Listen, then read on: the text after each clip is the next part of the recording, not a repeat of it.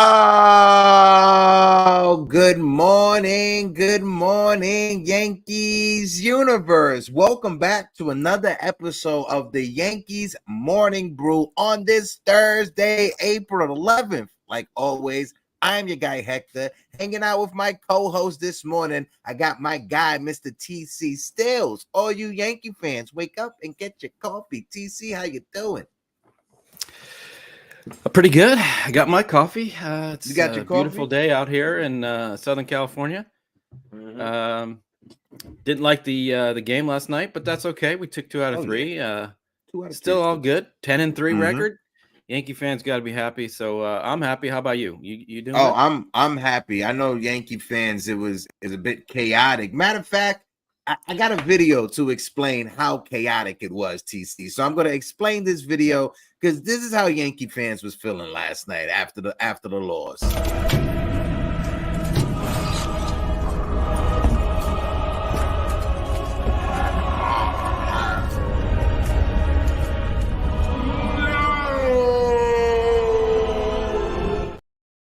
And I get it. We want to win every game. We want to go 162-0. But when it comes down to the odds, when it comes down to mathematics, whatever you want to put it, it just doesn't work like that. You're gonna lose some games, especially against opponents that aren't playing good. You know, the Miami Marlins are a perfect example of that. You saw that blunder that happened on the base path when the guy ran from second to third when it was 1 out, not knowing how many outs there were. So he was picked off. But listen, you're going to lose these type of games. It is what it is. We got to go out there tomorrow. We just got to bounce back. We're going to be in Cleveland as well to go against the Guardians. LI Yankee King. Let me know if LI Yankee King is going to the game. Let's go. Let's try to see if we can get LI Yankee King to go to at least one of these games out there in Cleveland. Go ahead, TC. Yeah, I can't wait. I mean, maybe he'll be on camera. Maybe we'll see him and maybe we'll see him on camera. Maybe he's wrestling in the back or something. I don't know. Yeah. Let's see. If LI Yankee King comes in the chat, we are gonna start raising money to buy LI Yankee King. The cheapest ticket, not a very nice seat, the nosebleed section for the Cleveland Guardians versus the New York Yankees. We need LI Yankee King in the chat though. So if you guys can go out there and grab LI for whatever chat he's in, tell him to bring his ass over here. Go ahead, TC. And I think you need to pitch in for a lotion bottle too. It's something about a lotion bottle he always brings around or something. I don't know. Okay. Whatever. All right. Well, I'll have a ticket for his lotion bottle. Go ahead. No, you could see that that's why the Marlins were 1-10 or 1-11. The guy didn't know how many outs. He was leading off the game or leading off the inning. And he thought there was 2 outs. And he took off. I thought that game was in the bag, but Stroman had 1 bad inning, 1 bad pitch to Berger, seeing an ice singles. The offense really didn't get it going. We saw, Volpe leading off. We wanted, we were like, I think we're 50-50 on this move, but so far it looks like maybe you need to keep him where he was at 6, but ultimately he's going to be a leadoff hitter. So the bats just didn't come alive yesterday. Late innings, Soto, came through, but they had a chance. They had a chance. Yeah. Stanton with another home run. At least that's positive. What are you going to do? You're not going to win them all. Like you said, we're going to move on. We're going to get Cleveland, the Guardians and LI is going to be our good luck charm. We're going to sweep them. Last year, if the team made great points too, but last year, if we're down in the game 4-2, 5-2, last year I felt put it in the books. The game is done. Yeah. This year, even though you're down 2-4, even though you're down 5-2, you still feel that the Yankees have a chance to get back into the game. Yeah. And even though we came up short yesterday, we'll talk about Aaron Judge. I see a lot of people, having some concerns. Even though we came up short, the team still fought back, TC. And that's something that Yankee fans, you got to be excited for. Because like I said, last year, by the time 7th inning come, we down 4-2. We already changed the channel. We already have it in our head that this team is dead. We ain't going to come back. This year, it's a different tune, TC. Yeah, we also forgot to mention that that home run by Stanton. Now he's hitting he's hit Oh a home yeah. run in every ballpark, every Mm-hmm. single against every major league team, which is a good milestone. I mean, this guy, you know, is a home run hitter. I mean, that's what you expect. But you know, hats off to Stanton. He's That's still off to you know, he's heard the criticism, and he's still trying. He's grinding. I mean, the guy, you know, he doesn't want to be, you know, a 200 hitter. I mean, this guy Mm. wants to contribute, and you know, it's a team effort. And you know what I like though, also before the game, I don't know, was that yesterday? Was Anthony Rizzo did an interview, and it wasn't just Anthony Rizzo. The whole team kind Mm. of came around Yeah. and came behind him, and Mm-hmm. that's what I like to see. It's a Mm-hmm. team effort. It's not Anthony Rizzo versus, you know, the Marlins. Mm-hmm. It's the Yankees. They're a unit. They're, you know, the camaraderie. You can Yeah. see it. It's building. It's just different. It's a different feel. It gives you those dynasty year feel. You know, 2009 when AJ Burnett Mm-hmm. and Nick Swisher, you know, had Oh yeah. fun, and the Pies and Sabathia and Johnny Damon. I mean, that this team is starting to look like that, and I like what I'm seeing. No, I definitely like what I'm seeing. And you bring up that example of them all huddled around Anthony Rizzo Yeah. as talking to, I think it was Meredith. I mean, not Meredith. No, it was the other guy, the young guy. Forgot his I'm not name. sure Yeah, what his name is. I forgot his name. But Yeah. when they were interviewing Anthony Rizzo, the funniest Yankee in there was Verdugo, just looking like a kid, just right in the middle of everybody else. Yeah. It is so funny to see, and it's so great to see that you got a group of guys that you can tell that they like each other. You can tell that Yeah. they're having a good time with each other. Granted, it's 13 games. I understand that you can have one bad road trip and people will start hating each other. But so far, so good. I want to shout out. We'll do a little bit of the roll call. I missed the roll call. Shout out my guy DJ Stills in the building. Stillio says, "What's up, Hector El Bambino?" And Mr. Still Your Girls. Ain't it funny how people crying about last night's game, but we are 10-3 without Judge being great, and Nestor is our ace? Absolutely. You know what? I'm going to play it again, Stills, since you just came in the building. This is how Yankee fans was feeling last night.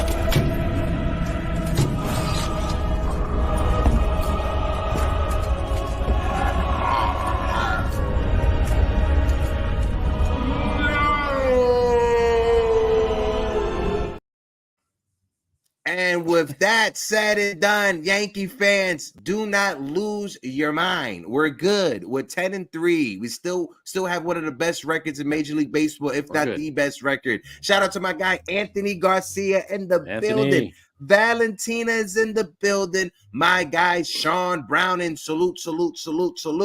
Big time Jerry Cadell. Don't panic. We are 10-3 and still playing good ball. A 3-1 home run by Berger did Stroman. That one pitch. Absolutely. That one pitch. Richie Martinez is in the building. My guy Richie, how you doing, my guy? NES is in the building. Salute to you. Michael Caputis is in the building. Caputo, how are you doing? Still positive, Caputo? Oh, Caputo's still positive. Trust me, Caputo still missed the positivity. Austin Cruz is in the building. Shout out to my guy, Austin. Austin says 10-3, still great record and still feeling great. The Yankees in their games against the Astros in Arizona made comebacks, so they're capable of coming back in late innings. Absolutely, Austin. And you felt that last night, even though the Yankees were down, you felt that they were literally one swing away from either tying or taking the lead. And that is a confidence booster. Even though we fell short, it is still a confidence booster. Shout out to my friend Sierra in the chat. Sierra, how you doing? Anthony Garcia says, L.I. Lotion King. If anybody can find me, Mr. L.I. Yankee King, tell him I got a gift for him. Javier Velez is in the building. He says, what's up, Hector? Yankee fans, don't panic. We have the best record in baseball. Absolutely. So we're going to start the conversation with Marcus Stroman. I'm going to put the link out for the open panel so we can have our people come join the conversation as well. Yeah, I'll put it out in a little bit. Chat. Come on. Exactly. Come on, everybody. We want some new people. Let's see some new faces. Come on. Let's see. Ciara, let me know if you're free, Ciara. I'll send you the link so you could join, Ciara. All right, so we're going to talk about... Where are you at, Jacob Petruzzi? Let's talk about Marcus Stroman. Marcus Stroman, 1-1 on the season, 2.12 ERA, He has 17 strikeouts. And when you look at his whip, he has a 1.06 whip. Now, this is what Marcus Stroman had to say about the fans. The home crowd, it's amazing, right? Hold on, let me just remove this. It's blocking his face. The home crowd's amazing. I feel like everyone on the team kind of feeds off of that. So I feel like this is going to be an advantage for us all year. Marcus Stroman talking about his encounter with the Yankee fans. But at the same time, even though he struggled, his early success, I talked about it in the pregame show, with the way that he has pitched early on, it's going to allow him to have those hiccups that he had yesterday against the Marlins. We understand you're not going to be perfect the entire season, so I'm good with what Marcus Stroman did last night. You said it earlier; it was just one bad inning and one bad pitch. Yeah. TC, go ahead. Yeah, but early on, you could see he didn't have as good stuff. I mean, he was like 3-ball counts a lot. He was trying to stay away from the hitters. He was, the control wasn't there like the first 2 games he had pitched. Yeah, too many full count, to every hitter. And then he just left the ball up for Berger. And some of those seeing eye singles, I mean, you can't help that. They just find the way. And but overall, Stroman, he gave us 5 innings. With 5 innings, 4 runs, 7 still had 7 Ks. Yeah. ERA still 2.12. And you can't ask for more than that. The bullpen came in and settled it down. Weaver looked good. Victor Gonzalez, held the Marlins down. And made it an opportunity for us to come back. The bats just didn't come through. It was just a little too little too late, I guess, in the end. But Stroman, he'll be fine. He'll make some changes, tweaks to he's got to get ahead in the counts and work the hitters so they'll chase his off speed outside, and it just wasn't there yesterday. I could see it early, and it's okay. Yeah, Yankee fans will be good.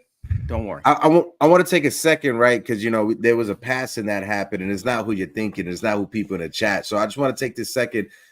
Legendary DJ Mr. C's passed away. If you guys are hip hop heads, if you guys are from New York City, you guys know who Mr. C's is, especially if you're from Brooklyn. I grew up Bed-Stuy, Brooklyn, right around the corner where Biggie Smalls is from, literally on St. James and Lefferts Place.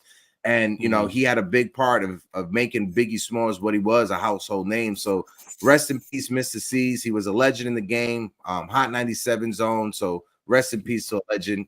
Throw the prayers in the chat for Mr. C's. And I know there's somebody else that passed away, but I'd rather talk about Mr. C's than that other person. Yeah, we're not going to recognize that guy. Going back to Marcus Stroman. Shout out to my guy AR in the building. Aaron Rodgers, how you doing? That said it. He took the words out of my mouth.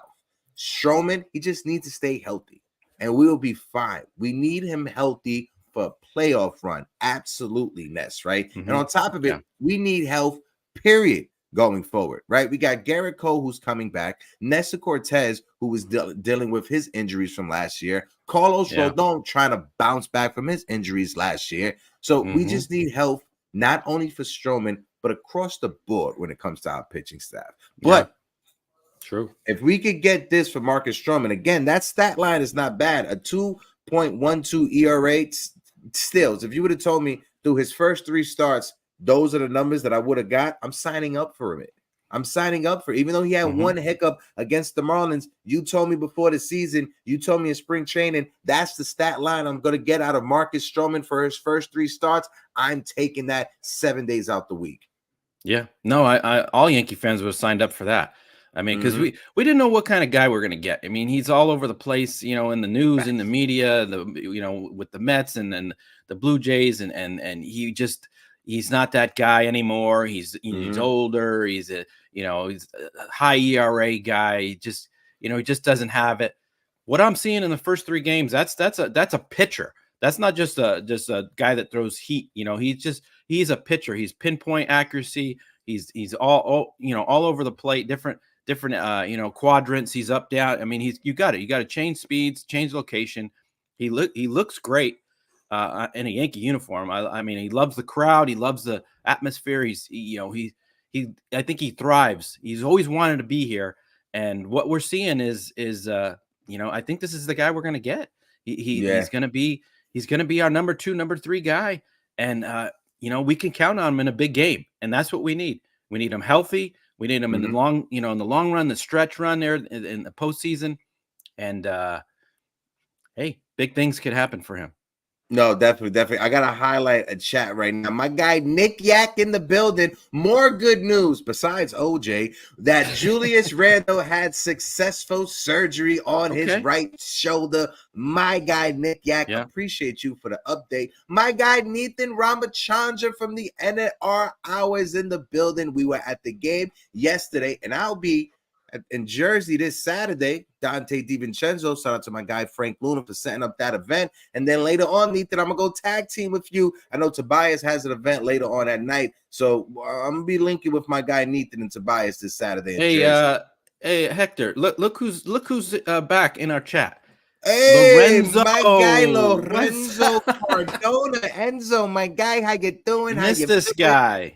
I missed you, Enzo. I hope all is well. I thought I did something to offend Enzo. I thought Enzo. No, he's busy. He's a big time producer. He's big time. He's all over the world. So I can't even keep up with this guy. I'm texting him. Hey, where are you at? Where are you at? He's good. Shout out to my guy Enzo. I want to bring a chat from my friend Erica Garcia, and also shout out to my friend Erica. If you guys are on Twitter, make sure you guys go give Erica a follow because, like I said, she has great insight when it comes to the Yankees. But Erica said this: Stroman didn't have the command and only made one really bad pitch. The same thing TC said. That's right. Baseball. Baseball is unforgivable. Offense needed to pick him up, and they didn't. Not worried when we go to Cleveland. Absolutely. I'm not worried when we go to the Cleveland Guardians.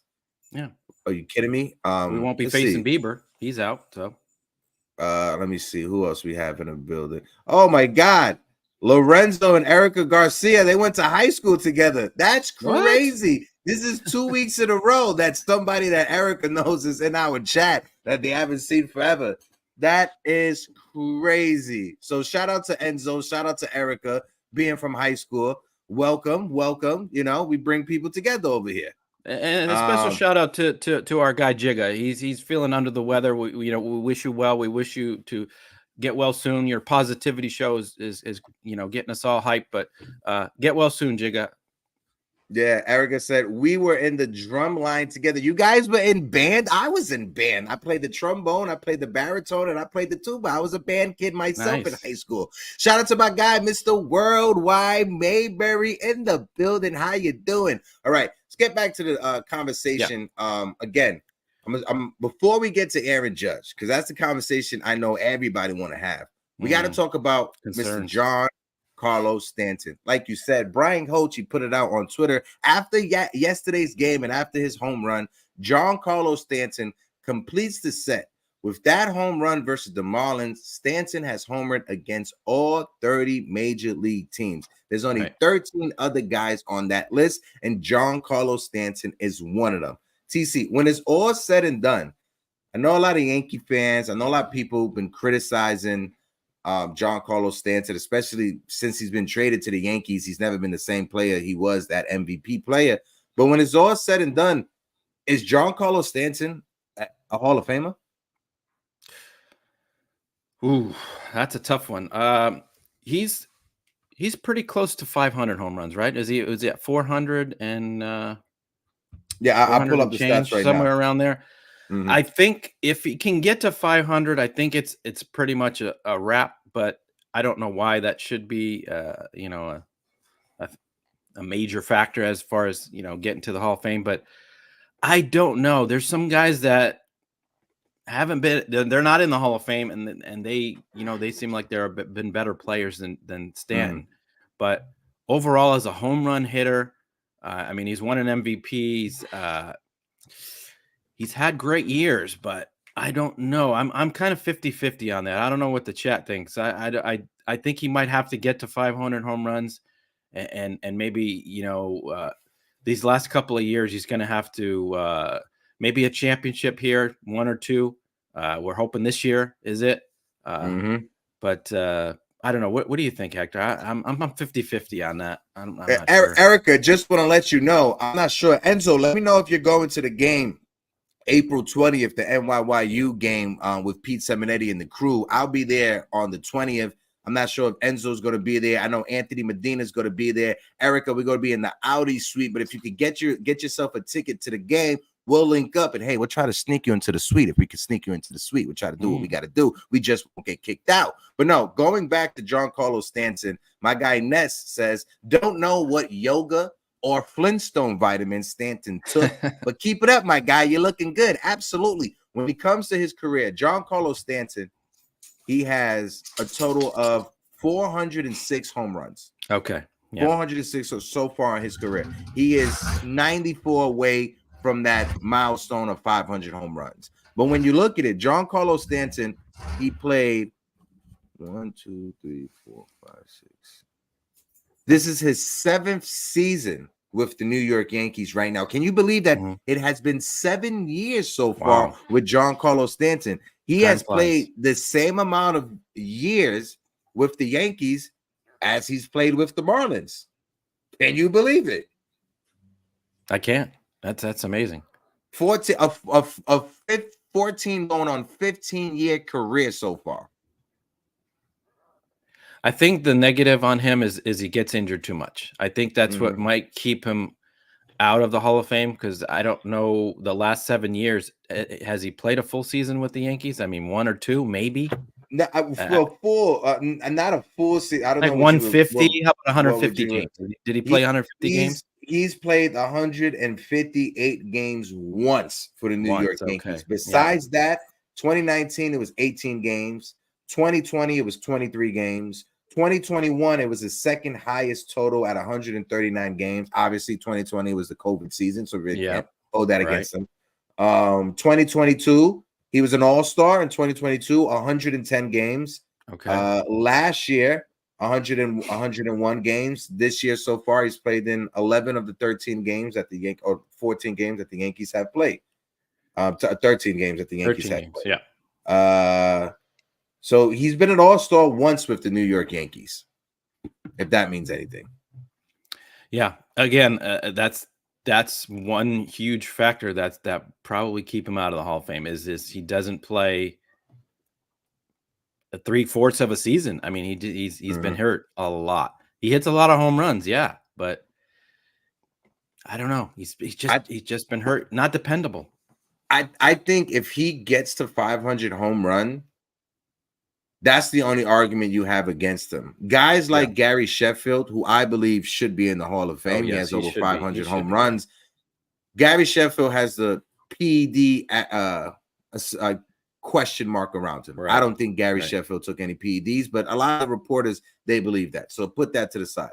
Albert Bell, no, not 500 home runs, just underrated in the 400 range. But that's a guy who should be in the Hall of Fame just from his record. But his attitude and his relationship with the media members was stopping him from being in the Hall of Fame. Yeah. But I bring that up to say this. Giancarlo Stanton, he doesn't have a rocky relationship with the media, guys. No, he's always there. He's always there. He's always available. He respects them. He answers their questions. You've never seen him go. The most you've seen was last year towards the end when he was kind of getting irritated, knowing that, hey, I haven't played well this season. You guys know that. I just want to get this over with and go home so I can work in the offseason. That was the only time that I haven't seen Giancarlo Stanton annoyed by the media and their questions. But if we go off of relationship from the media, and if he hits that 500 home run milestone, granted, his injury concerns it's concerning. But even with all the games that he has missed, he is still close to 500 home runs. I know. And that has to say something when it comes to how many plate appearances, how many games he has played, and how many home runs he has hit. Sean Browning brings up a good point. If you want to put up his about Don Mattingly. What I want to pose this to you. A Hall of Fame voting, should that be on the amount of years? I mean, not on the amount of years you played or amount of, but how about the time you played and how you did in those years? So based on that, Don Mattingly would be a Hall of Famer. He had a shortened career because of his back, but the years that he played, the 10, 11 years that he played, that was a Hall of Fame player. So, I mean, what do you think about that? I mean, Um, I mean, everyone seems to want to base it on a longevity, like mhm. even with Stanton, he didn't play, uh, that many games, Yeah. but the games he is in, he's a Hall of Famer, right? I agree with you when it comes to Don Mattingly. Don Mattingly played 14 years. 14, okay, I don't understand this argument about he played a short career. He didn't play 6 years. He didn't play 8 right, years. He played 14 years. He played yeah, long enough to be eligible for a pension through the MLB hmm, union in the Players Association. So how is 14 years a short major league career? To me, that is asinine. That is right, something that should be laughed about. When you look at his numbers, Don Mattingly, and I got them up right here. yeah, From that's Hall of Fame, 84, from 1984 to about, I want to say, so say a 5-year stretch. From 84 to 89, he was an all-star every year. He was the best player in his position for every year over that hmm, 5-year stretch. He in yeah, 1984 won a batting title.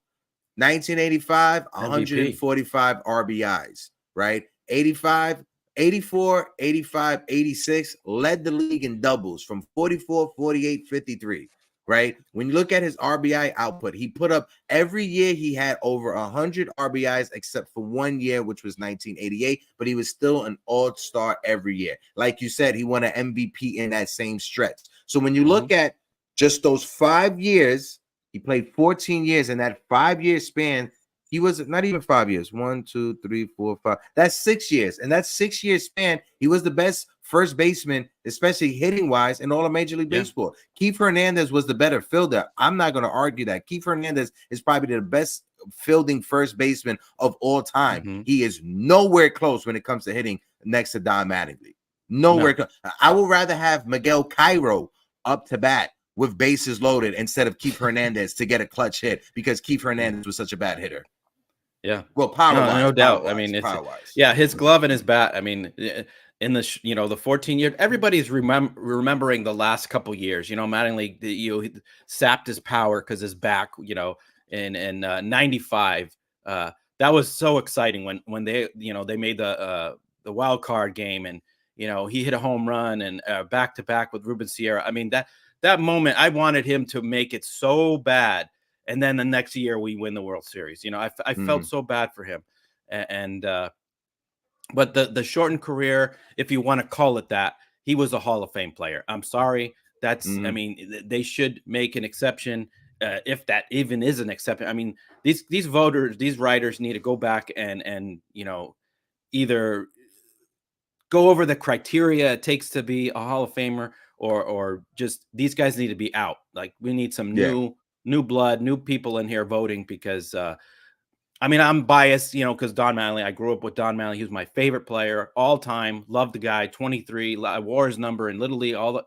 So I'm sorry, but with that aside, I'm sorry. Outsider looking in, he's a Hall of Famer. He Even has to be in the Hall of even Fame. with his back injuries, right? 1990 is when his back really, became an issue. He only played 102 games in 1990. Even with his back, in 1991, he played 152 games. In Hmm. 1992, he played 157. 93, he played 134. 94, he played 97 games. In 1995, he played 128. Even in that span, when you look at his OPS in 1990, below league average or right about below league average at 643. 1991, he had a 733 OPS.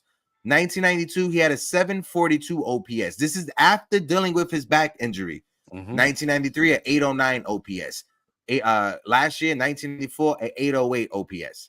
His OPS for those last 2 years, 93, 94, was higher than Francisco Lindor with the New York Mets, who gets Yeah. paid $35 million a season, who's supposed to be the best shortstop in all of Major League Baseball. And mind you, Don Mattingly was doing this while winning Gold Gloves at his position. It's Yeah. not like he was a horrible defender. He was also one of the only guys to be a third baseman that throws with your left hand. Yeah. I mean, we look at Juan Soto, right? His short career and how his numbers are, since he started. Mhm. If you compare his numbers to Don Mattingly's first 5 years, it's no comparison. Don Mattingly blows Juan Soto's numbers away. With the doubles and the averages. That guy, he hit 340. He was a batting title. He was him and Dave Winfield, 2 for the title in 84, 85. I mean, what did he end up with? 340, like 38 homers, 150 RBI. I mean, those numbers, you won't see those numbers again, even with some of the biggest power hitters are out there, Mike Trout and Rodriguez and Soto and Harper. Mattingly's numbers are better than all those guys. So I don't know.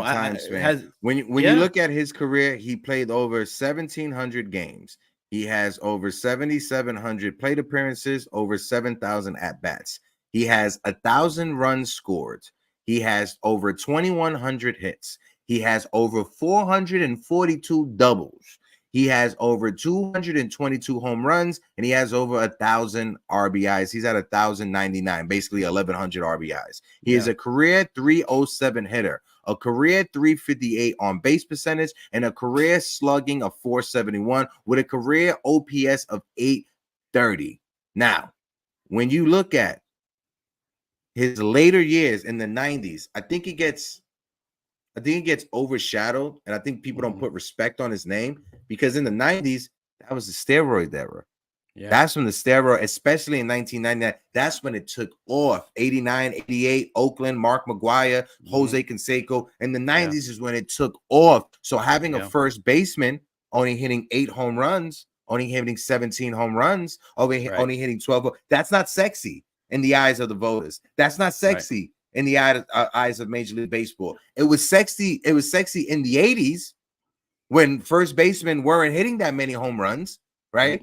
But in the 90s, it wasn't that sexy when Major League Baseball made that transition. I wasn't expecting to have a full conversation on Don Mattingly in the Hall of Fame. But you know me, okay. I love talking baseball no matter what. And this is a conversation that we can have probably like for another 2 hours or whatever. I want to pull up some chats before we switch gears and jump into the Aaron Judge conversation. And like I said, I will be putting out the open link. The link for the open panel. Hopefully Enzo can join us. Hopefully Erica, Ciara, Michael Caputis, Anthony Medina. We never had Anthony Medina on an open panel. Anthony Medina, one of these days. It doesn't have to be today. Don't feel pressured. Join the open panel. We can have a good conversation. Anthony Medina. Medina, if you don't want to show your face, you could join us on a Twitter space. Shout out to my friend Shanti in the building. Shanti, how you doing? Shanti. But who else we got in here? Enzo says, Anna Marie's I think the pressure of being a Yankee and not winning is holding Mattingly back from the Hall of Fame. And then the steroid era coming right after him. Steroid era shadowed his numbers. Absolutely. Anna Marie is in the chat. I feel so guilty not saying hi to Anna Marie. Anna Marie, how you doing? Anna Marie says 98 was a fun year with Sosa and McGuire, but they are still cheaters in her eyes. Absolutely. Anna Marie, I love the role profile pic. I always tell you that. Let's see. Davey Hammond said Mattingly was a player I grew up with, and he was a true legend. I am surprised he is not elected into the Hall of Fame, but the guy was a generational talent. Now, I've told you, TC, and people in the chat, I grew up with basically my entire family being Met fans. I'm the only Yankee fan that's in my family and stuff, right? But even my family, they had a level of respect for Don Mattingly. They respected him. They respected his game. They respected his hustle. When my moms and uncles was teaching me how to bat when I was a young kid, they would always say, you got to go up there and pretend you're Don Mattingly. And that's the level of respect Don Mattingly had. Were you left-handed? Not only in Major League. No, I was a righty. Oh, okay. No, they tried to make me a lefty. That didn't work out. But Don I tried Mattingly, too, but I'm a righty. he had a level of respect that it was more than just a Yankee fan base. It was out throughout Major League Baseball. It was throughout pop culture. It was throughout sports in general. Who else we have in the building? Anna Marie says, can we bring Donnie Baseball back to New York when Boone leaves so he could get a World Series ring, por favor? I think that would be the dream scenario for everybody. I feel bad for him. I think Medina says, one day I will, guys. Okay, one day. I'm going to hold you to it, Medina. One of these days. Okay, so let's switch gears. And we got to talk about El Capitan, number 99, Aaron Judge, who is off to a slow start. He has a 170 batting average right now. 2 home runs, Yeah. 6 RBIs. He has an OPS of 744. Bases loaded, bottom of the ninth, 2 outs. It's the dream scenario that every kid plays in their head when they're in their backyard with the wiffle bat. You know, you could be a grown-ass man in the bathroom and you still in front of the mirror. I'm telling on myself because I do that sometimes. But this is the dream scenario. And when we needed him to come through, he didn't come through. TC, what's your thoughts about the early struggles of Mr. number 99? Yeah, I mean,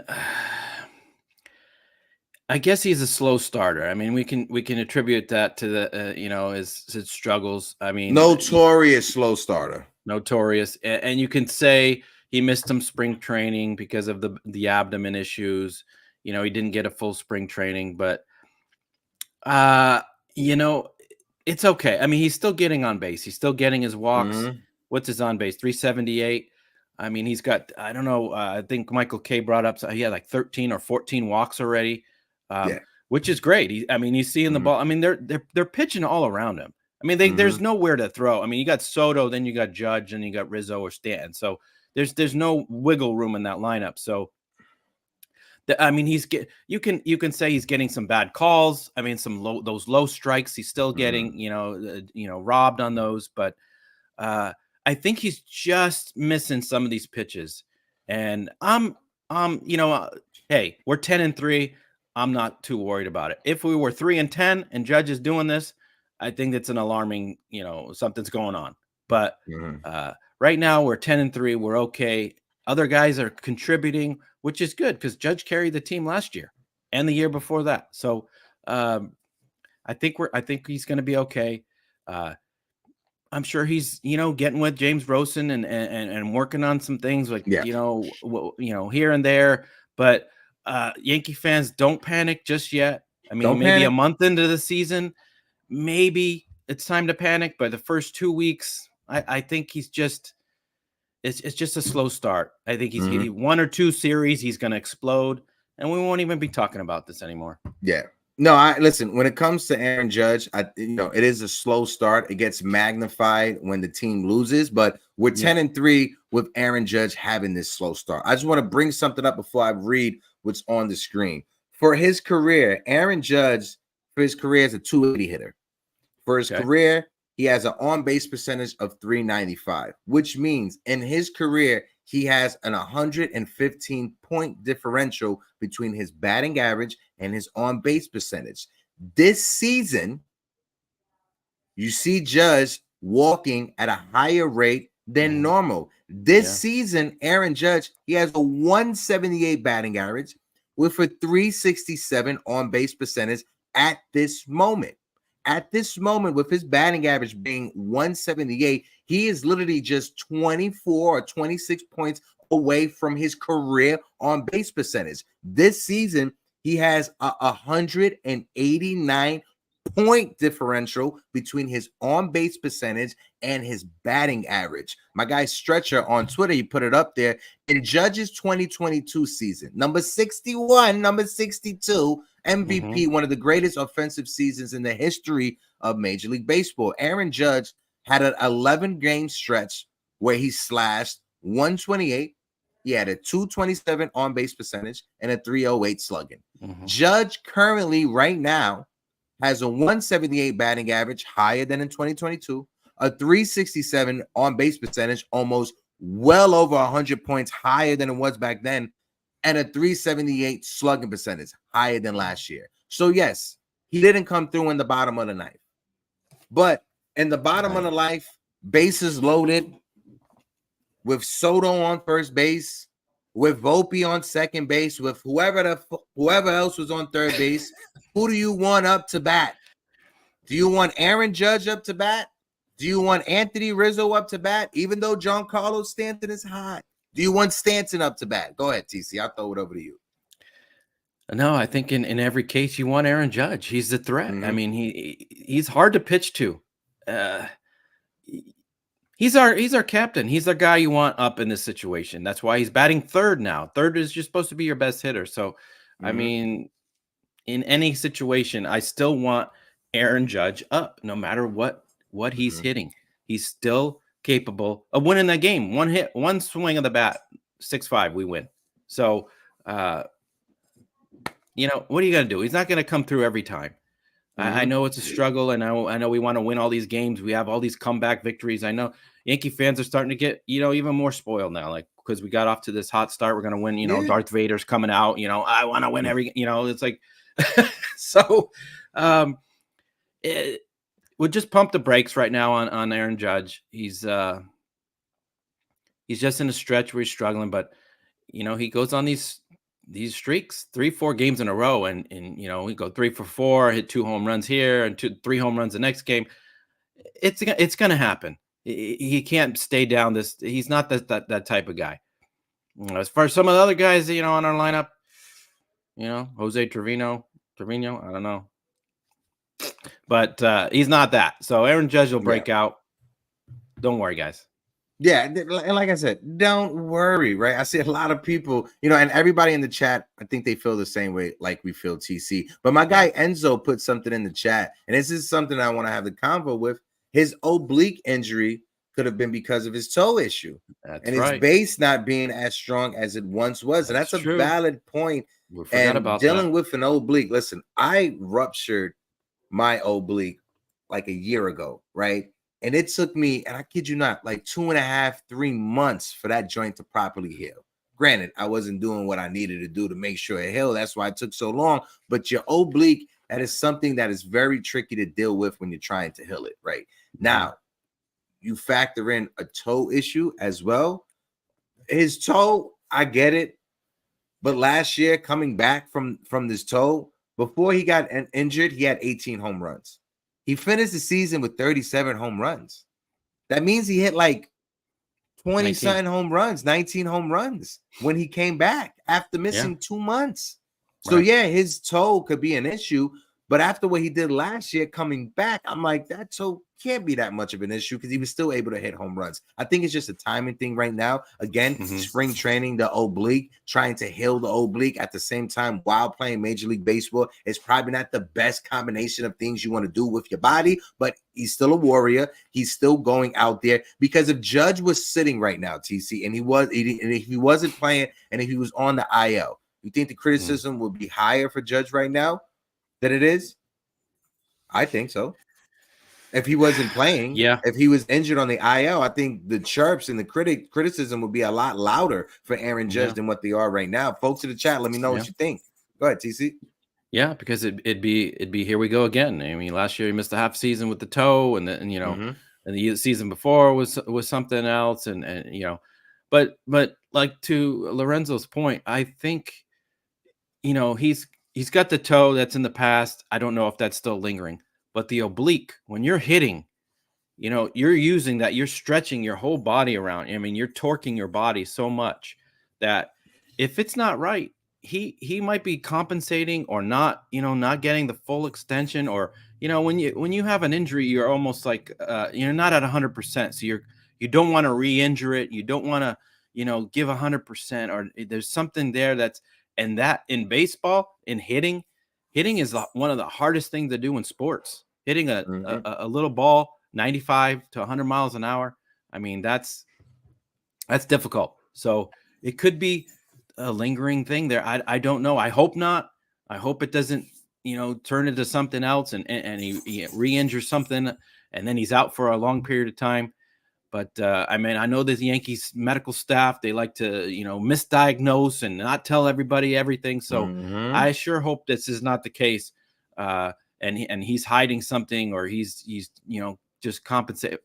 I just hope that's not the case. So yeah. Let me shout out the chat before we bring some more people in here to join the conversation. Before we throw out the open panel, shout out to my guy Joseph in the building. Joseph, how you doing, folks? We got close to 100 people rocking out with us. If you guys can, please hit that like button and hit that subscribe button as well. And shout out to my guy Michael Caputo, who said, "Who would have thought that the pitching was going to be the savior of the team with Garrett Cole? I hope this continues with the pitching and the offense wakes up soon." You see that?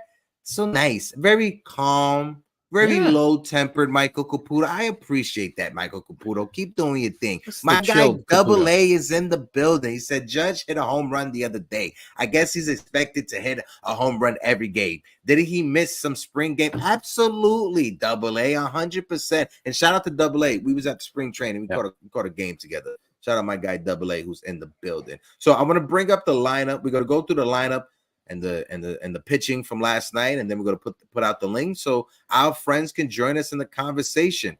But let me get to the lineup first. Let's do the lineup. TC, I'll let you read off the lineup, and I'll handle the pitching side of things. All right. Go ahead, TC. All right. So last night we saw Anthony Volpe lead off. He went 1 for 3 at a hit. He's still batting 372. It's great. Great start for Anthony Volpe. Juan Soto, 2 for 4. He had an RBI. He's batting 360. Aaron Judge, another 0 for 4, but that's okay. He got a walk, struck out twice. Batting 178, but don't worry, guys. He's going to flip that around. Stanton hit a big home run. He was 1 for 3, scored a run, RBI, a home run, and a walk. Jami Jones, he pinch hit. Didn't have an at bat. What happened? He's a pinch runner. He was just a pinch runner. That's right. Anthony Rizzo was after Stanton. He was 1 for 4. He's batting 245. Gleyber Torres moved down in the lineup. 0 for 2. He had 2 walks, though. 2 walks, 2 strikeouts is, below 200, 192. It's all right. Another guy he's going to break out. Don't worry, guys. He has his streaks. Verdugo was 0 for 4. 2 strikeouts, batting 200. He was hot of late, but a little cooled off last night. John Birdie, 1 for 4, batting 211. And our good old friend, Jose Trevino, 0 for 4. I don't even want to say that average because he needs to step it up. It's I'm not liking what I'm seeing from Trevino, even from his glove and his throws. I'm sorry, but I don't know. I don't know if he should even have any playing time right now. I'm very disappointed in Jose Trevino. He's good when it comes to his framing. He's phenomenal, but they were running on him all day yesterday. Yeah. He couldn't throw anybody out. No. And when you look at, I'm not worried about the 1 through 5 hitters. Like from Volpe to Rizzo, I'm fine. But when you look at Torres, Verdugo, Birdie, and Trevino, the bottom part of your lineup, 0 for 4. Oh, I see. I got NFPs backstage. I'll bring you up in a second. When you have the bottom 4 hitters, the bottom part of your lineup, 0 for 4, offers the entire game. You're not going to win many games like that, TC, especially late in the games. Shout out to Samantha T in the building. Samantha, my friend, how you doing? I miss you. Samantha? I hope all is well. Samantha, let me know if you're going to any games this season. I'm going to as many as I can, and I'm linking up with as many people as possible. Now, I'm going to bring up the pitching side of things, and I'm going to bring up NFE to join us with us. Give me 1 second to make sure I got the 3 cams set up. My guy, NFE, how you doing, my brother? Good. How are you guys? Good morning. What's up, NFE? I'm good, bro. I'm good. And for those of you guys that have joined us late, I got to ask you guys, are you guys like every other Yankee fan like last night? Are you guys...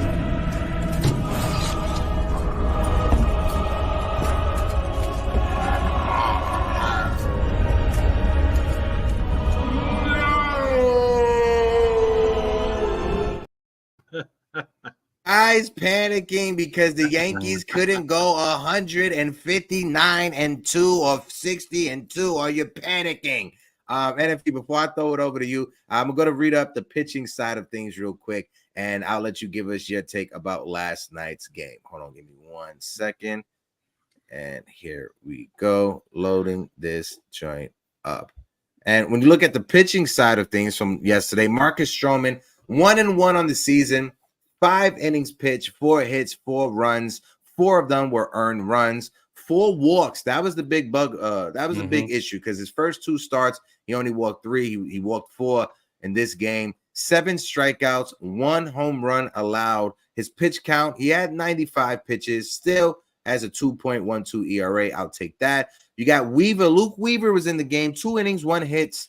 No runs, no earned runs, 1 walk, 1 strikeout, 36 pitches. He still has a 4.70 ERA. But then Victor Gonzalez, he's been solid so far. 1 inning, 1.93 ERA, zeros across the boards, no hits, no runs, no walks, no strikeouts, no home runs. And then you had Dennis Santana, who was a bit rocky. He gave up a hit, gave up a run. He walked the batter. He has a 6.23 ERA. I know a lot of fans were questioning why is Dennis Santana out there? Why Why isn't Clay Holmes out there? And it's weird. We live in a world now where you have some Yankee fans complaining when Clay Holmes is out there, and then you got some Yankee fans complaining when Clay Holmes is not out there. It's a weird world that we live in. NFB, I throw it over to you, my guy, since you joined us late. How you feeling? What's your thoughts about yesterday and the lineup and the pitching? Go ahead, bro. Yesterday's game, yeah, it wasn't ideal, right? We were hoping for a sweep, but the good news is they got a series win. Stroman gave up those four runs in the third inning, which made it hard for the bats to, do their jobs. There was opportunities. There was a few opportunities, especially in the bottom of the ninth where they had the bases loaded. Mm-hmm. And they just couldn't come through. So, as far as the pitching goes, I mean, Stroman, all things considered, he still pitched okay. I mean, he had 7 strikeouts, 4 walks after giving up those 4 runs. The bullpen still was able to hold it down. Dennis Santana, he gave up that 1 run. I think Dennis Santana will be good. Just got to give him a little bit of time. Yeah. And again, the bats, the offense, they had opportunities. They just didn't capitalize. It kind of fell on the bats again, and they had every chance to come back. And Soto was creating every opportunity he possibly can, but the bats just didn't come through, and again. They lost the game. It just wasn't their night. That's what it boils down to. Yeah. And I think, and maybe I'm wrong, but I'm just thinking because he had his first 2 starts, 12 innings, no runs allowed, and then the first 2 innings, no runs allowed. So he is the first Yankee in their first 14 innings to go 0 when it comes to runs allowed and stuff like that. So you got to give him his flowers.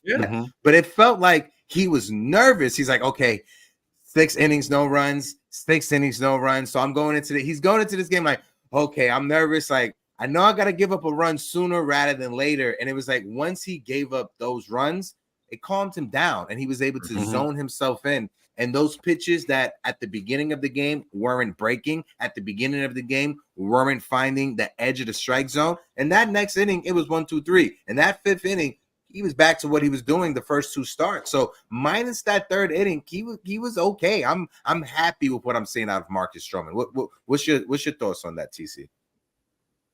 Yeah, I mean, I brought it up earlier. It was just that 1 bad inning, 1 bad pitch. Yeah. I mean, he was behind some of the guys early, but then after he kind of settled down after the runs, he just went back to normal Stroman, getting ahead of the hitters and pinpointing his his pitches. He's got 6 different pitches. I mean, he knows how to pitch. He knows what he's doing, and the spotlight's not too much for him. And he's going to get over it. You can't. He's not going to go the whole year without giving up a run. So I mean, he saw what happened. He gave up some runs, and so what? The guys, the hitters couldn't come through. We're going to have games like this. We have games like this all last year. We lived through it. So I mean, it's just 1 game out of 13 games so far. Hey, it's going to happen, but I think he'll be fine. I like what I see out of him. I mean, he's if he can give us this 5-6 innings a game, I mean, wouldn't you sign up for that? Yeah, no, I'm taking that for the rest of the season. Anna Marie, shout out to Anna Marie. Anna Marie says, make sure to share on your socials. Hit that subscribe button. Give these fellas a thumbs up. Buy the boys a coffee at buymeacoffee.com/morningbrewsports. Anna Marie, I appreciate you. And Anna Marie, you got to let me know when we're going to a Yankee game. You won a ticket last year for a game. You couldn't go, so I have to honor that this season. Anna Marie, let me know when you want to go to a game and we out. Who else we got in the building?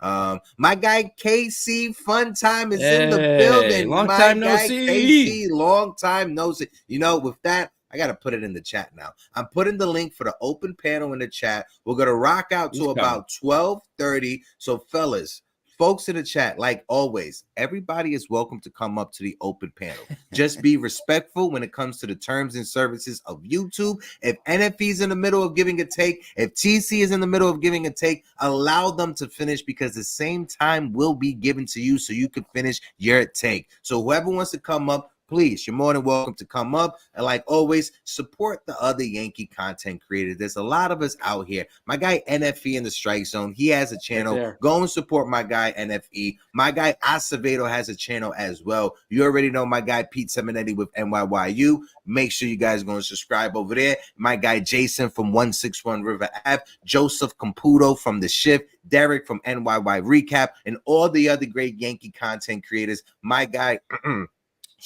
Mikey Mazza and the 4-Train Express, and of course Uncle Tats, Uncle Grandpa Tats, and the Pinstripes Chronicle. So I got somebody backstage ready to go.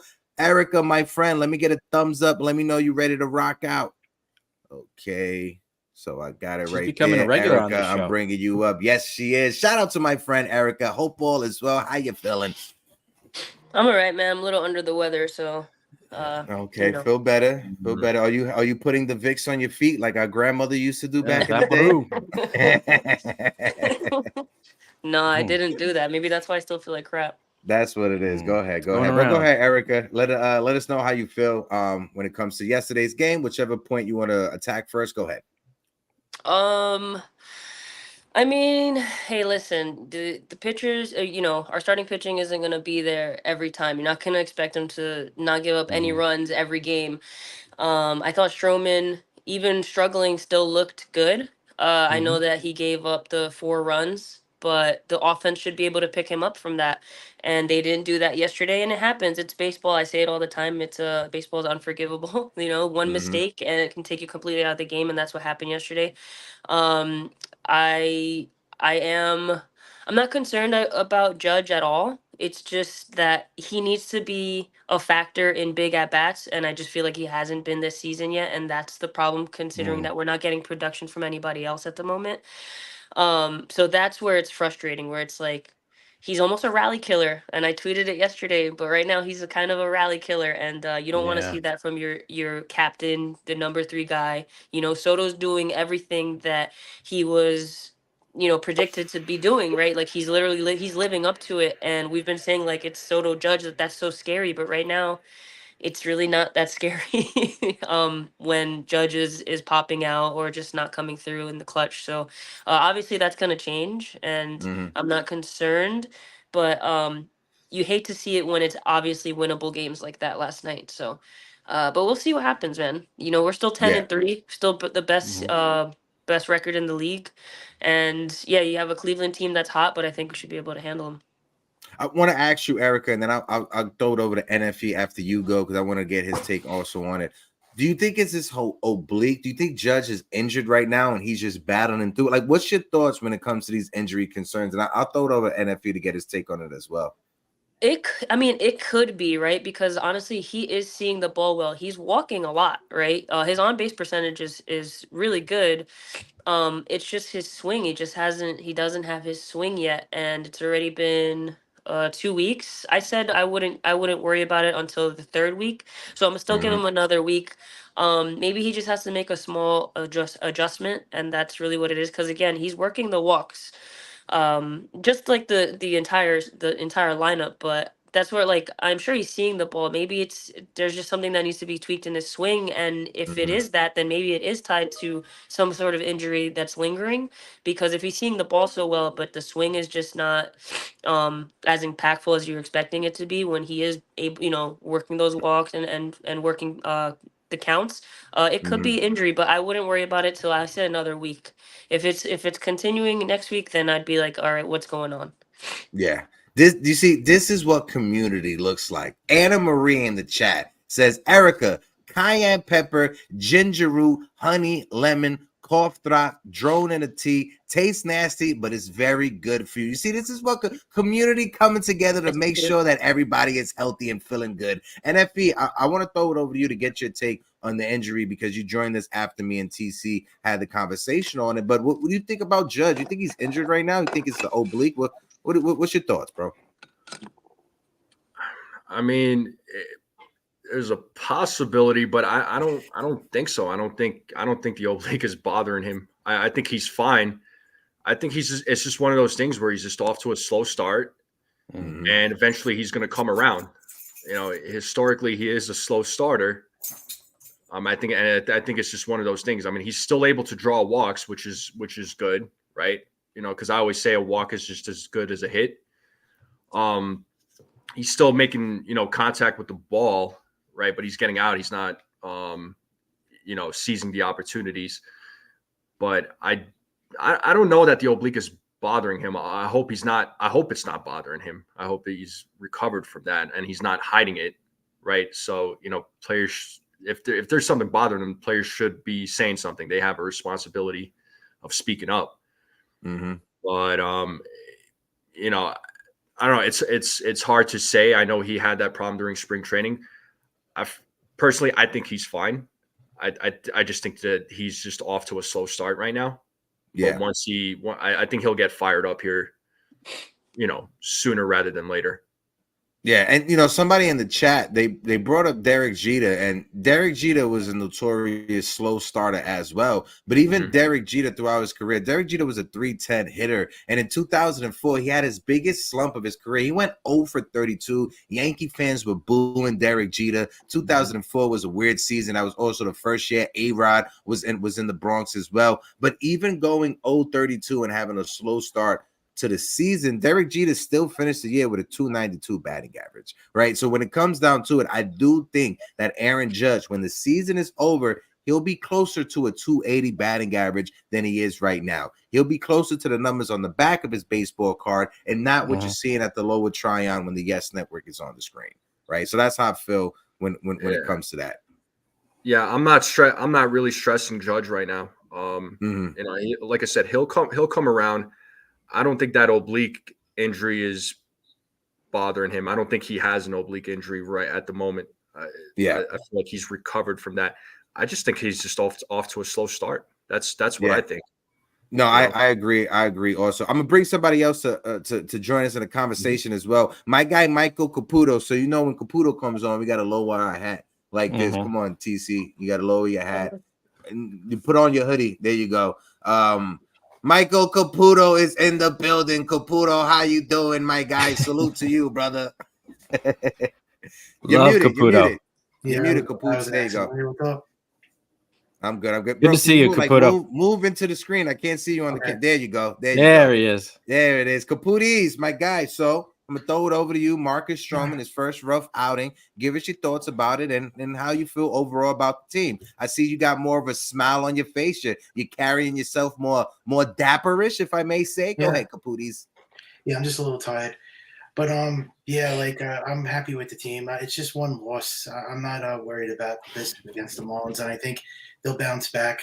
Stroman just made one wrong pitch, and what are you gonna do? I mean, it's baseball, but I think it's just I think the way they did the lineup construction.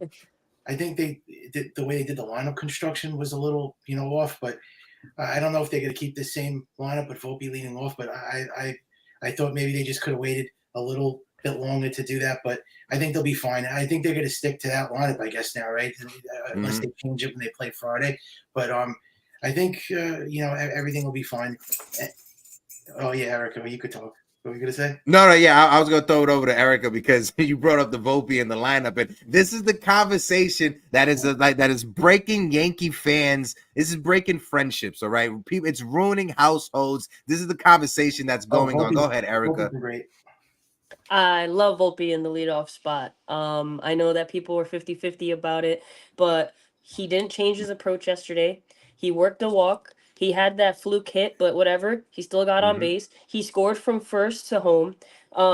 You're putting someone in a spot for Soto to drive in because Soto's the only guy that's truly hitting aside from Stanton, and obviously Volpe. If you keep Glaber there, I mean, he was seeing a lot of pitches, but Volpe just proved that he can see just as many pitches in that spot. And really, people are gonna say, "Oh, it's because it feels unbalanced." Now you have a heavy top of the lineup, and the bottom of the lineup is really being unproductive. I mean, realistically, Verdugo and Torres should be hitting. We know Birdie and Trevino are question marks. Obviously, we're trying to figure out where the hell Cabrera's been. But the bottom of the lineup, when we're supposed to be expecting Torres to have a 270, or like he bats what 270 average 260. Like he should be producing. And Verdugo again is a contact guy, average 260. Batting average. So they should be producing at the bottom of the lineup. Right now, it looks really top heavy with Volpe there. But as the season goes on, if they go back to what they're supposed to be, I think Volpe in the leadoff spot is beautiful. I mean, he has the speed, he's seeing the pitches, he works walks, he can get an extra base hit. If he does work a walk, he's gonna get a double or a triple out of it because he can steal. You're putting a guy in out there for Soto to drive in. Like I just don't see any negative about it other than that it looks top heavy because the bottom's not producing. I mean, Glaber still worked 2 walks. He's still seeing the ball well down there. It's just, the other guys aren't getting it done. And, what are you going to do? Like, I personally don't understand the argument against it. I know that you wanted to wait it out a little bit longer, but it's inevitable. Volpe is supposed to be the leadoff guy. Boone mentioned it even before yesterday's lineup came out. Like, if they did it now or they do it in the summer, at the end of the day, it is what that's what it's gonna be. So just get it out of the way now. Now, what happens when DJ comes back? Who knows?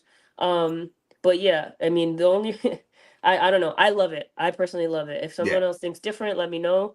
But it just makes sense to me. Yeah, TC, I'll throw it over to you because you and I was waiting for the open panel to have the conversation. So we haven't talked about Volpe being in the leadoff spot, and you got to fix your hat. It's more like this. Yeah. Okay. Okay. Sorry. There you go. It's more like that. Yeah. And Caputo, you got to let me know. Pick a date, and I'm going to buy you a ticket. We're going to go to a Yankee game. We're going to go to the Stanton area in the Bronx. You got to pick a date. Let me know, and we out to a game, Caputo. All right. Shoot me a text and let me know. Go ahead, TC. Okay. Yeah, can't wait for that. You better take a lot of pictures.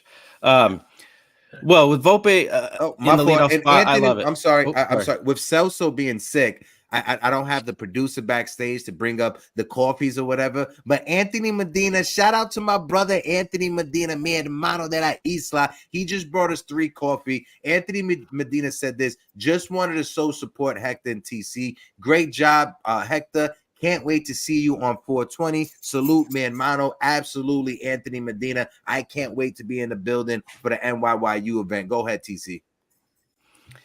Yeah, so ultimately Volpe was going to be in the leadoff spot, whether you like it or not. He's built for this. I mean, with the speed, he gets on base now, and he's contact hitter. He's going to the right field. You got to put your top 3 guys in a 1, 2, 3. You have to. Well, I mean, what's the purpose of having good hitters if they're not getting the most at bats per game? So he gives Soto, a guy in front of him, get on base, but be in scoring position for him, and Judge right behind him. You got to do that. I'm sorry, he's not a 6th hitter. Yeah, he looked good there, but we don't have a leadoff hitter, and Volpe is a prototypical leadoff hitter with the speed and his ability to get on base. He's seeing the ball well now.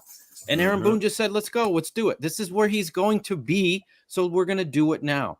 Glaber's going to get his hits. DJ will be back. The length in the lineup, Austin Wells won't be hitting 100 or below all year. So he's going to get on track. I understand the bottom of the lineup is not hitting, but why would you affect the top of the lineup with the bottom? I mean, you got to get the runs when you can. Volpe in front of Soto and Judge, that's 3 runs right there. It's going to generate runs. You got to get it going, and that's I see him throughout the year. He's going to be there, and I love it. I love the idea, and I hope he stays there. I just hope he doesn't start moving it around like he did last year. I want to see a consistent lineup as he has done in the first 13 games. So. Yeah, I just want Yankee fans, right? Ask yourself this. Would you guys rather have Juan Soto coming up to bat with 1 out because Gleyber Torres couldn't get on base? Or would you rather have Juan Soto coming to bat with Anthony Volpe at first base with his speed? I think we all want Juan Soto to have someone at first base with the type of speed that Volpe has. Yeah. To the point that TC and Erica make, right? This is a graphic that I shared last night. My guy Ryan Garcia put it out on Twitter. But when you look at the skill progression from Anthony Volpe, last year his whiff rate was 28.1%. This year, his whiff rate is 12.2%. His chase rate last year was 28.7%. This year is 22.6%. This is what you want out of your leadoff hitter. Somebody who could get on base, somebody who's not striking out, and who could put the ball in play, whether it's on the ground or whether it's in the air. That's the one thing that I just wanted to touch on that. NFE, I'll let you go and then throw it over to Caputo. We got big time Jerry backstage, and I got my guy Bobby backstage. I'll bring them up to join us momentarily, but go ahead, NFE. Yeah, look, I was expecting the Yankees wait a little bit longer with putting Volpe at the, leadoff spot. I would have been okay with that. Was I upset about them putting him at the leadoff spot? No, I wasn't. But like what TC said, let's not mess with him, right? Like the lineup, like let's not put him at leadoff and then put him back in the sixth spot. Let's make a decision on that, right? Mm-hmm. Like, because now the question is, what happens when DJ comes back? Right? Because DJ was originally supposed to be the leadoff guy. Then what? If Volpe's going to be the leadoff guy and DJ comes back, are we gonna move Volpe back down in the lineup?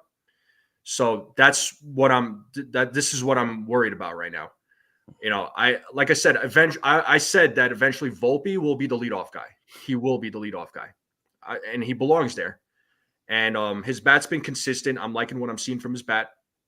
And hopefully it continues trending in the right direction, right? Continues that way. Again, I would have waited a little bit longer, but again, I know why it happened. I understand why it happened. I mean, the leadoff spot belongs to him, but again, the question now is what happens when DJ comes back? Yeah, moving back down, because I don't want to play, shuffle the lineup. I want consistency. So we all want consistency, right? It's not just me. We all want consistency with this lineup. So, that's kind of my concern right there, is that you moved him to the leadoff spot because he was used to one spot in the lineup, but now you move him to leadoff. I don't want to keep moving him around. That's my biggest thing. Yeah, I want to get into the conversation about DJ LeMahieu and his foot, because that fracture, and I know he was running around and already starting to do some baseball activities, but I'm nervous that DJ LeMahieu's injury is more than what the Yankees are letting on right now. Especially, we have so many minor league infielders. Why are we signing Rougned Odor to a minor league contract? That right there should just be a red flag when it comes to DJ LeMahieu's health. Caputo, I'll throw it over to you, and then after you, I'll throw it over to TC and then Erica to get them going on the conversation that I just brought up about DJ. Go ahead, Caputis. Yeah, okay. I was going to talk about that too, but I was going to see how good they're. Yeah, I'll get back. I'll get back to you after you go around. But Volpe with the leadoff, and then TC, then Erica, and then I'll get back to you. Oh, okay. So about their pitching, we want me to talk? No, about Anthony Volpe leading off. Okay, yeah, no, I'm fine with it. I'm fine with Anthony Volpe leading off. I think Volpe's awesome. I'm fine with the whole situation. Even though I know a lot of Yankee fans were saying, "Oh, why'd they do that?" and it ruined everything. But no, I'm fine with it. I think they're going to be okay with him leading off. And I think he just has to get used to the leadoff stuff. But I think he's going to thrive. I think he's going to do great. And as far as DJ LeMahieu goes, I mean, I hope he could help them when he comes back. But I don't know if that's going to make a difference in the lineup. I just think they need. I think that their lineup is fine the way it is. I just don't know if when he comes back, he's going to change the whole dynamic of the offense. Yeah. He's injury prone and he's older. So and then I wanted to get touch up on the pitching. I think that pitching has been the savior of this team. I think that Stroman, Rodon, Nestor Cortez, Schmidt. I mean, this pitching has held this team together. And without this pitching, I mean, I don't know, because their offense has been in a slump. Besides Soto, Volpe, Cabrera, and Stanton, without those four guys hitting, I don't know where this team would be right now. So, and once these guys click on all cylinders, then I think they're going to be amazing. But this pitching has held it down for them. I don't know where they would be right now without their rotation. And this is not Garrett Cole, mind you. So Going into yesterday's game, and I'll throw it over to TC to lead the conversation on DJ. But going into yesterday's game, the New York Yankees starting staff, they had an ERA of 2.48. Obviously, after Marcus Stroman gave up 4 runs, it's going to go up some, but they still have an ERA under 3 as a team collectively when it comes to the starting rotation. TC, I'll kick it off to you. Leading the conversation, talk about DJ LeMahieu and his health. Do you think he'll be back at some point? Do you think his injury is more than what the Yankees are leading on? And I'll throw it over to Erica afterwards, and then NFE, and then Caputis before I bring up Big Time Jerry and then Bobby. Yeah, so with the Yankees, you never know. I mean, they with their medical staff, you just we're just so in you know, we're like in, you know, it's a mystery. I mean, is it broken because they said it was sore, it was a bruise, and now it's fracture? You don't know what to believe. And I mean, could it be more than they're leading on? It could be. And at this point, I don't think we're in a situation where we need to rush him back. I mean, we have Cabrera. Where's Cabrera been? He's been hitting. We picked up John Birdie. I mean, Birdie's a great replacement. I mean, between him and Cabrera, I think we'll be fine. I don't think we need to rush DJ LeMahieu. He wasn't, you know, he's not Aaron Judge. He's not Juan Soto. I mean, he's not. We have guys in our lineup that can carry this team. We don't need to rush him back if that's going to affect his, you know, hitting. Because I mean, your foot, you got to plant your feet before you hit, and you got to run. You got to play third. So at this point, I'm not rushing him back. If he comes back in, you know, late June, early July, if that's what it takes, I'm fine with it. I mean, yeah, we would like to see him in the lineup, stretch that lineup, you know, maybe him batting 6th, Glaber 7th, you know, it might help, you know, that bottom of the lineup because it's been struggling. But, you know, we have guys that can carry this team for right now. Yeah, they're in a little bit of slump. I mean, before yesterday's game, they averaged 8 runs a game. They had 24 runs in the last 3 games. So yesterday was a little hiccup, but I think they'll be fine. I don't want to rush him back because it might affect him at the plate. And what for? Yeah. He might re-injure it even more and then be out for the whole season. So I'm good with him just taking it easy. Yeah, the Yankees gave an update on DJ LeMahieu yesterday. He was at the stadium, you know, yesterday afternoon prior to the game, taking batting practice and doing light fielding work. And he will be traveling with the team today. Well, he's traveling with the team to Cleveland and Toronto. Erica, I'll throw it over to you. Give us your take when it comes to DJ LeMahieu. Will he be back sooner rather than later? To TC's point, we just never know. I mean, I know Cabrera hasn't been in the starting lineup because it's been the Marlins threw out 3 lefties, but I was surprised I didn't even see him pinch hit at some point. So yeah, I don't know. Apparently he's supposed to get imaging today or tomorrow just to kind of reevaluate the MRI. I'm assuming he's okay if he's going to be traveling with the team. I'm interested to see. I mean, that foot has been an issue for a couple years now. I'm interested to see if when he does come back, where he's going to get slotted in the lineup. I don't think you can put him in the leadoff spot to start. I think you got to see what he looks like at the plate for a couple of games. See if he can be that contact hitter that goes opposite field. You know, the DJ that we know. Before you can maybe mess with the lineup. I still don't think that he should be put in the leadoff spot no matter what. Just because of speed purposes as well. And if he does, I don't think we're ever gonna get DJ of old, but if we can get a guy that's gonna hit like, I don't know, 280 in the 7 spot, I think that would be great for the bottom of the lineup, considering the huge issues that we're having down there, especially when Trevino is catching. But yeah, you brought up a good point about Odor, although I do think that was a signing just for depth because let's say Birdie or Cabrera goes down, I think you just need another guy just in case. But yeah, it's definitely going to be interesting to see. I really do hope that we get a form of like a variant of DJ the old because yeah, we've been waiting. We've been kind of saying it for the past 2 years, like, oh, just wait. He just needs to be healthy and he'll get back to his old ways. I mean, you're asking for a guy to hit 330 again. I don't know if that's possible, especially at his age. But if we could get 270, 280, at the 7 or 8th spot, I mean, I think that's huge for the bottom of the lineup, and it really changes the dynamic of the lineup. Yeah, no, definitely. I definitely agree. I'll get NFE to give us his take when it comes to DJ LeMahieu. And then I have, as NFE is going, I'm gonna bring up Bobby and I'm gonna bring up Jerry to join us in the conversation. And I'm gonna just keep them right there while NFE gives us his take. Hold on one second. Just trying to get NFE right here. And then I'll bring up Bobby. NFE, go ahead, brother. Yeah, I mean, as far as DJ's injury goes, I don't know that he's being rushed back. I hope he's not being rushed back. As far as the medical staff goes, yeah, look, I know we've questioned the medical staff a lot, especially last year, right? But, we won't try not to revisit that. But, it's also on DJ, to be honest, with the medical staff as well, to say, hey, guys, I'm fine. I'm ready to come back. So there is a sense of responsibility on LeMahieu's part to say that he's all right. Because sometimes, again, players are not always honest, right? If there's something going on with them, they're not going to always say it. So with DJ though, I think, I don't think he's being rushed back. I think he will be back. He's going to be put in the lineup. I just don't know where. That's the big question.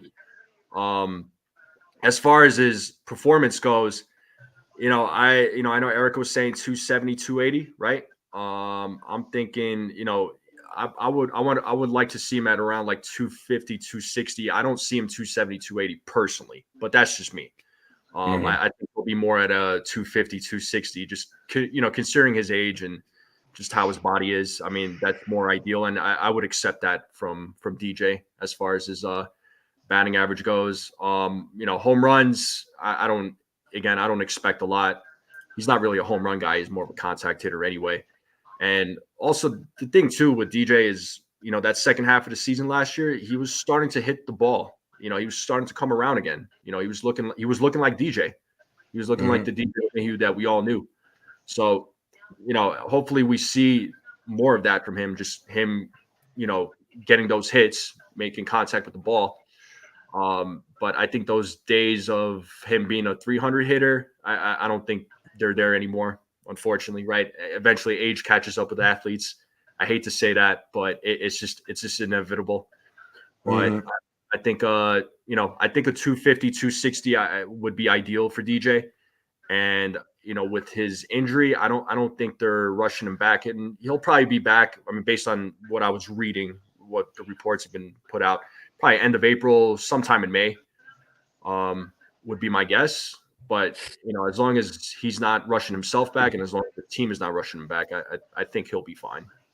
Yeah, no, I'm in agreement with you. I just want to shout out a few more people. We got my friend Bobby in the building. I got big time Jerry in the building as well. Samantha T, I just threw you a moderator wrench in the chat. Samantha T, great to see you back. Hopefully you can rock out with us for the entire season as well. Shout out to my guy, The Save Situation. Crackle Nuts is in the building. Acevedo, he was making great points. I don't want you to think I was ignoring you, my guy. Great points in the chat from my guy, Acevedo. Caputo, let me get your take when it comes to DJ LeMahieu's health, and then I'll throw it over to big time Jerry and then Bobby as well. I'm just gonna mute Bobby and Jerry real quick just because I have background noises.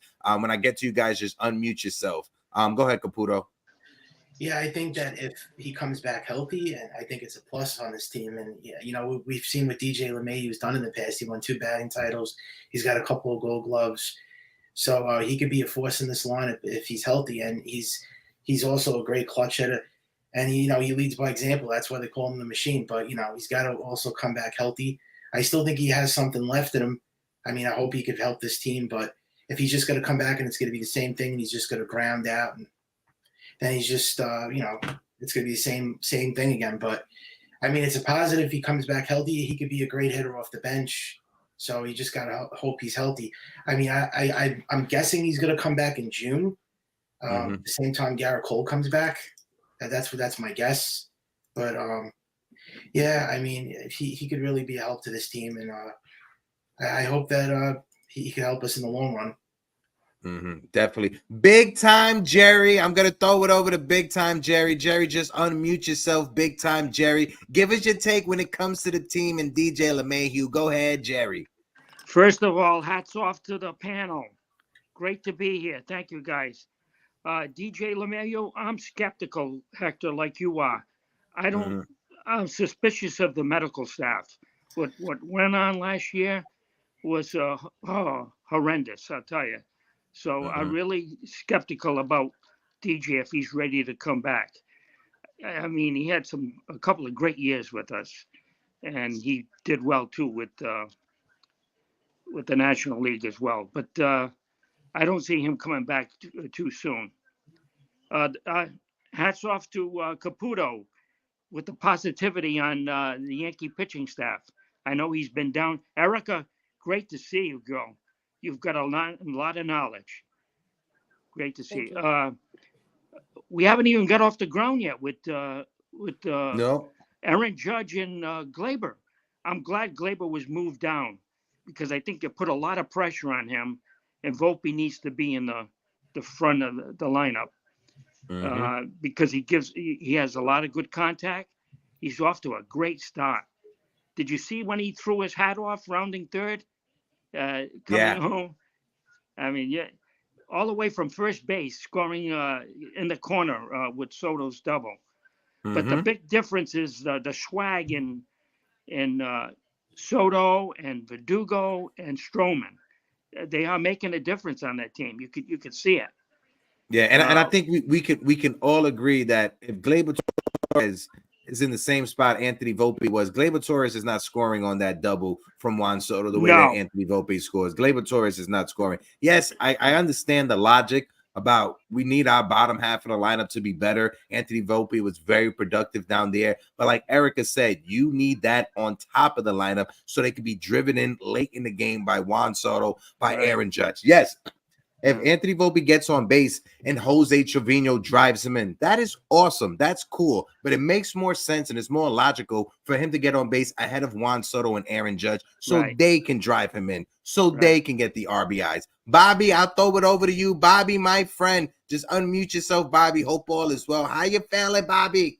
Oh, Oh, wait, Bobby, you're muted. Just unmute yourself. Maybe you hit the button twice.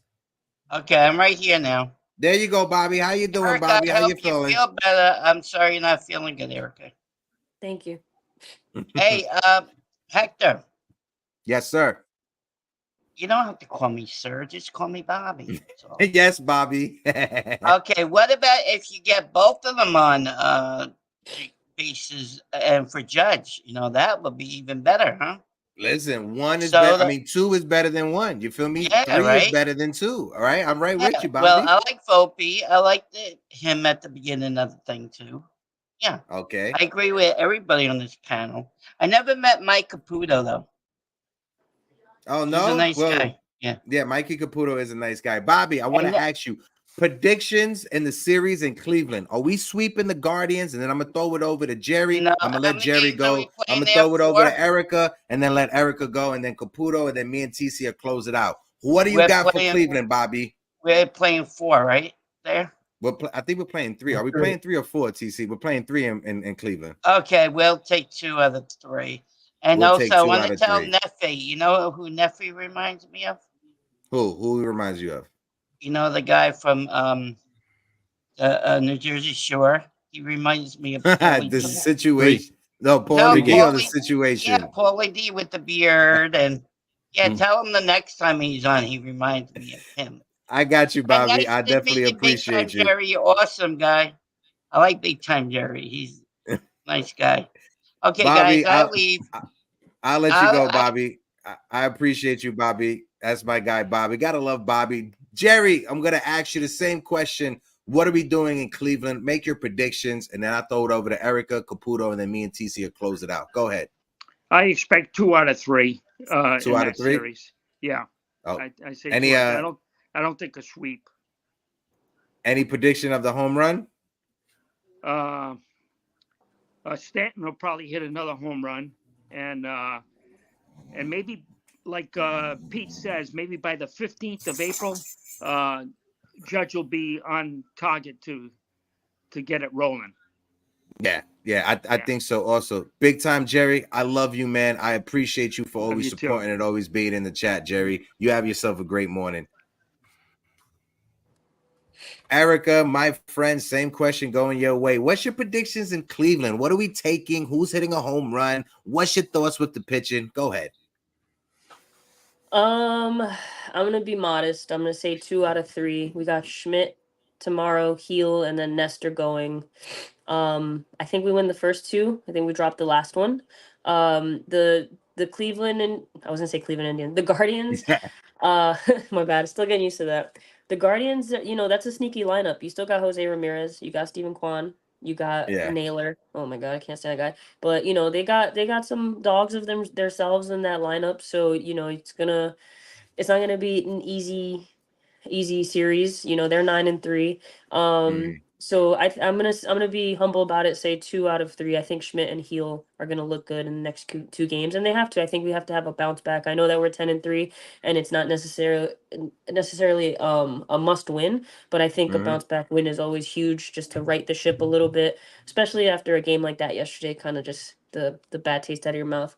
But home runs wise, I don't know. Let's just say for all of our sake that Judge kind of breaks out of it during this series. And yeah, I wanted to bring up one other thing about the bottom of the lineup. I just realized when DJ comes back, we always say that he's DJ LeGround out. If you look at the bottom of that lineup, it's a lot of ground out guys. It would be DJ, Verdugo, and Trevino. So Wells, Yeah. I think, is an X factor at the bottom of that lineup. His power needs to play a big role because we needed some power in that 7, 8, 9. So hopefully he can get more consistent reps behind the plate, because I think that the way that they're platooning them, it's not allowing either of them to get consistent. Trevino had a couple of hard hits yesterday, but obviously they didn't go out. The ball was just dying out there. But he was working counts. But yeah, Wells also, I mean, he's batting like 100, and I think that his power is lacking down there. So hopefully they can figure it out during this series. We'll see what happens. But at the end of the No, day, let's go Yankees. let's go Yankees. And I'm agreeing with you. The win, it was windy yesterday. Jose Trevino in the summertime, that's probably a home run when it comes to Jose Trevino. So I'm in agreement with you. Erica, appreciate you. I will see you out there on these Twitter streets. You be safe and feel better by the end of the day. Thank I you. hope you feel better. All right, friend? Thank you so much. Have a good Bye. one. All right. Make sure you guys go and support Erica. Go give her a follow on Twitter. Again, join the Twitter Spaces. We have great conversations. Okay, I'm trying to set this up right now. My screen is a little wonky. But Caputo, I'll throw it over to you. Give us your predictions. What do you think is going to be this series in Cleveland? How many games are we taking? Who's going yardo? I think we're going to take 2 out of 3, and I think Stanton is going to continue his hot streak. And I also would like to know where is Oswaldo Cabrera? I hope he's not injured.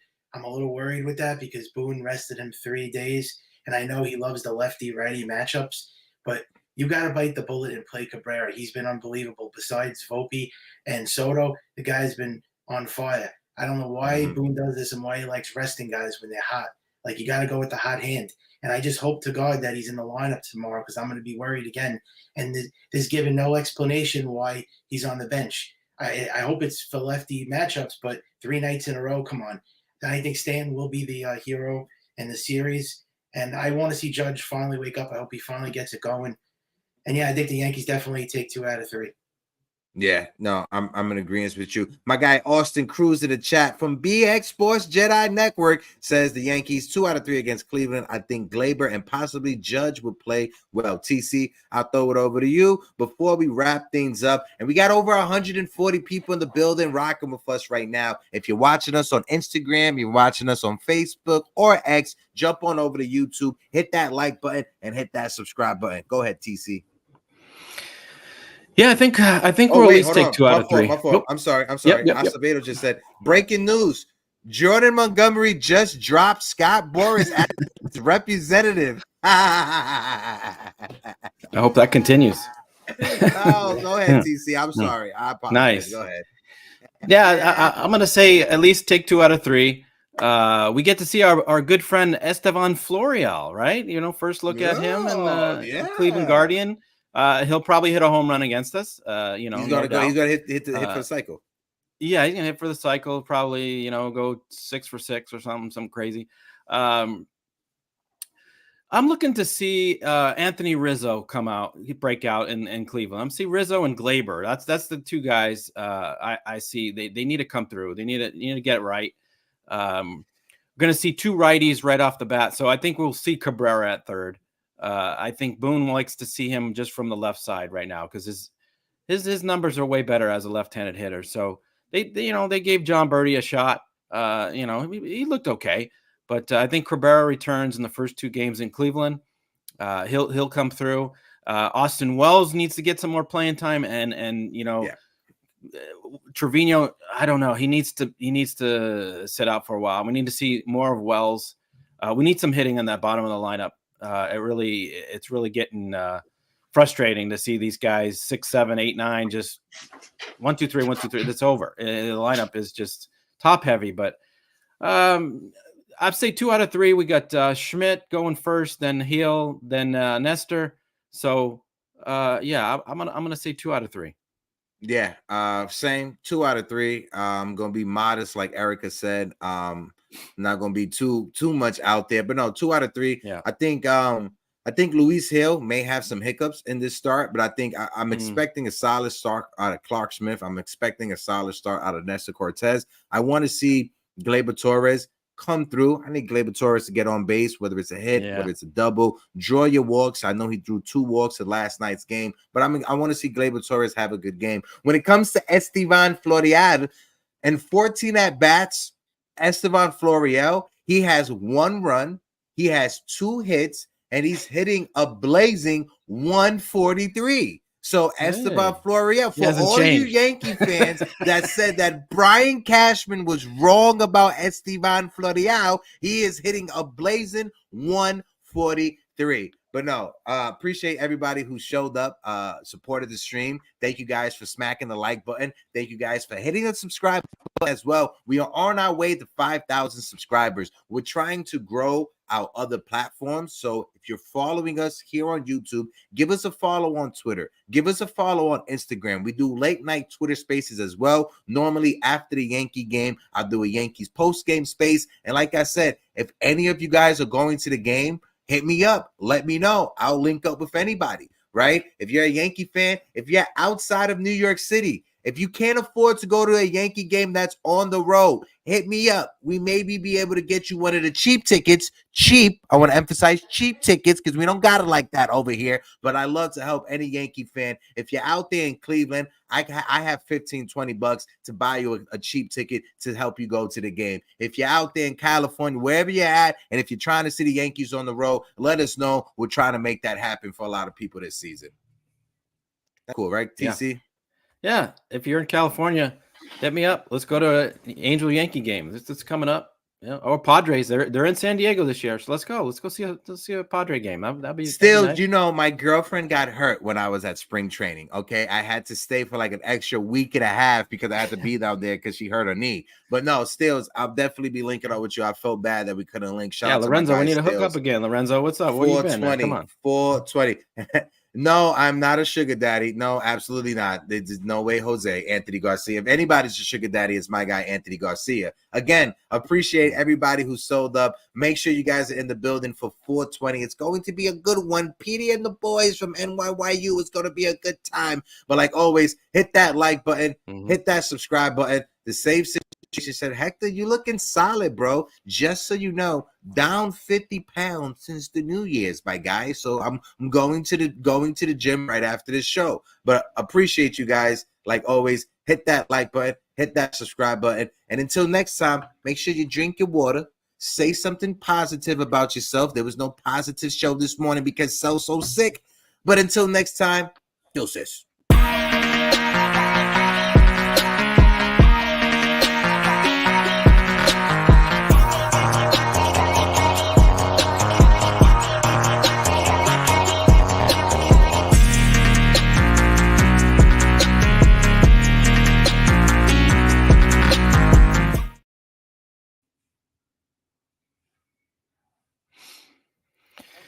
Good show.